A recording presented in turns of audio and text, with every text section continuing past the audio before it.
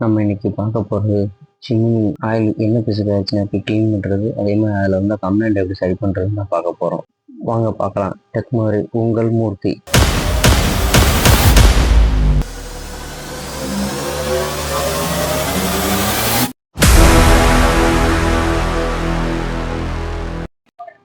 Chimney பார்த்தீங்கன்னா நம்ம வீட்டில் வந்து கிச்சனில் உள்ள எண்ணெய் பிசுக்கு ஃபுல்லாக எடுக்கிறதுக்கு ரொம்ப யூஸாக இருக்கும். ஆனால் அதோட பெரிய மைனஸே அந்த மெயின்டெனன்ஸ் தான். அதில் வந்து நம்ம எண்ணெய் பிசுக்கு மேலே கீழே எல்லா பக்கத்துலையும் அந்த ஃபில்டரில் எல்லாத்துலேயும் ஆயிரும். இது வந்து பழைய மாடல்ல இந்த அலுமினியம் ஃபில்டர் போட்டிருப்பாங்க.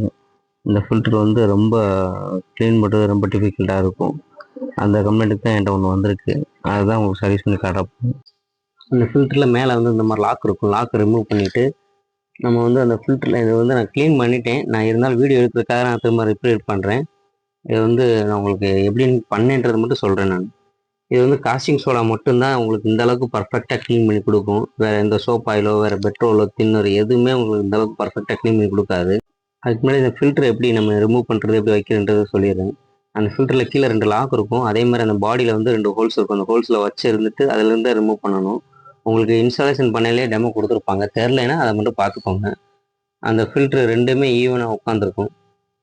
இதில் வந்து உள்ளுக்குள்ள என்னென்ன ஸ்பேர் பார்ட்ஸ் இருக்குன்றது டெமோ கொடுத்துறேன் உங்களுக்கு. இது வந்து உங்களுக்கு மெயின் பிசிபி இதில் தான் வச்சுருப்பாங்க. இதில் இருந்து தான் உங்களுக்கு கண்ட்ரோல் பிசிபி, லைட்டுக்கு, மோட்டருக்கு உண்டான சப்ளை எல்லாம் இதில் தான் வரும். இதில் வந்து மோட்டரில் வந்து டபுள் சைடு ப்ளோயர் வரும். 1000 வாட் செக்ஷன் பவர். இந்த இதில் வந்து 3 சுவிட்சு கம்ப்ளைண்ட் ஆயிடுச்சு. 3ல் 5 சுவிட்சே போச்சு. நான் 5மே மாற்றிட்டேன். இந்த சுவிட்சு வந்து உங்களுக்கு ஃபஸ்ட்டு ஆன் பண்ணிவிட்டு தான் அதுக்கடுத்து எல்லாமே ஆன் பண்ண முடியும். பவர் பட்டன் மாதிரி. இது ஆன் ஆயிடுச்சு அப்படின்னா உங்களுக்கு வந்து இந்த மாதிரி டோர் ஓப்பன் ஆகும். அதை வச்சு தான் தெரியும். வேறுபடி சைலண்டாக இருக்கும் இந்த மாடலு. இந்த டோர் வந்து சேஃப்டிக்காக கொடுத்துருப்பாங்க. என்னத்துக்காக அப்படின்னா இது வந்து எடுத்துட்டு மாட்டிடக்கூடாது.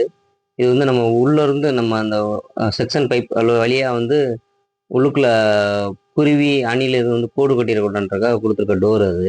அந்த டோர் வந்து ஆட்டோமேட்டிக்காக நம்ம ஆஃப் பண்ணோடனே க்ளோஸ் ஆகிக்கும். ஏர் வரையில் ஆட்டோமேட்டிக்காக திறக்கும். இப்போ பார்த்தீங்கன்னா ஓப்பன் ஆகும் பாருங்கள். உங்களுக்கு ஓப்பன் ஆகுதுங்களா? இந்த மாதிரி ஓப்பன் ஆகும். இது ஏன் ஓப்பன் ஆகலை அப்படின்னா நான் வந்து கீழே செக்ஷனை வந்து அடைச்சிருக்கேன். அதாவது கீழே டேபிளில் வச்சுருக்கனால அது இப்போ இழுத்தோடனே பாருங்கள் 2 டோரும் திறக்கும். இப்போ முன்னாடி இழுத்தோடனே 2 டோரும் திறக்கும். ஏன்னா செக்ஷன் உள்ளே காற்று போனால் தான் வெளியே வரும். டிஸ்சார்ஜ் ஹோஸில் பார்த்தீங்கன்னா உங்களுக்கு மோட்ரு இது எல்லாமே சர்வீஸ் பண்ணிட்டேன். இந்த சுவிட்சையும் உங்களுக்கு மாற்றி ரீப்ளேஸ் பண்ணி சர்வீஸ் பண்ணிட்டேன். எப்படி சர்வீஸ் பண்ணுறதுன்னு ஏற்கனவே உங்களுக்கு நான் 2-3 வீடியோ போட்டிருக்கேன். உங்களுக்கு தெரிலனா கேளுங்க, நான் உங்களுக்கு அது லிங்க் அனுப்புகிறேன்.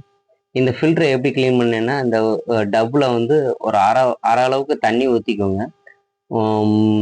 காஸ்டிங் சோடா ஒரு 3 ஸ்பூனு போட்டு மிக்ஸ் பண்ணிவிட்டு இதை வந்து ஒரு 1/4 மணி நேரம் ஊற வச்சா போதும். இல்லைன்னா அரை மணி நேரம் ஊற வச்சா போதும். அதுக்கு மேலே ஊற வச்சிங்கன்னா அந்த அலுமினியத்தையே அரிச்சிடும் அந்த காஸ்டிங் சோடா. அதை நம்ம ஊற வச்சுட்டு எடுத்தோம்னாலே உங்களுக்கு பக்காவாக க்ளீன் ஆயிரும். இதை பற்றி நான் உங்களுக்கு ஃபுல் வீடியோ நான் அடுத்த இதில் போட்டு விட்றேன். தேங்க்ஸ் ஃபார் வாட்சிங் டெக்மாரி உங்கள் மூர்த்தி.